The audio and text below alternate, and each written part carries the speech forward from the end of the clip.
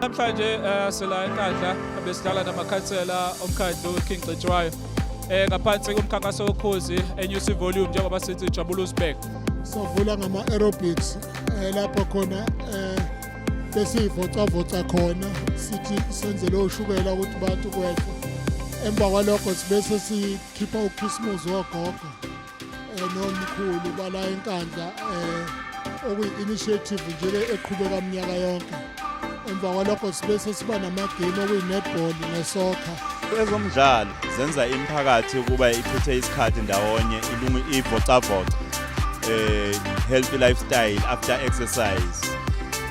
Abantu ngokwenza njalo ikakhulukazi abantu abasha uma behlanganisa nezemidlalo bayabalekelana nezinto engayingozi empilweni zabo njengezidakamizwa nawo konke nje ungagcikela phansi impilo yabo. Nyus'iVolume kumele kube it's an ongoing process unyaka nonyaka ngoba kukhona okusilekelelayo emphakathini. Intsha yethu ibuyele phezulu la khona lokhu okuphuzwayo ize emagroundini izoba ingxenye sithokoza kakhulu msakazi. So igame yethu ibe mnandi kakhulu ihambe kahle kakhulu. Ukhozi liwinile lahamba phambili njengenjwayelo ngamagoli amathathu welodwa kube u3-1 la ngishaye khona igoli elilodwa. Ilanga belikhona sibulela indlela but sikwazile ukuthi senze sidume ngakho ukuthi sinqobe.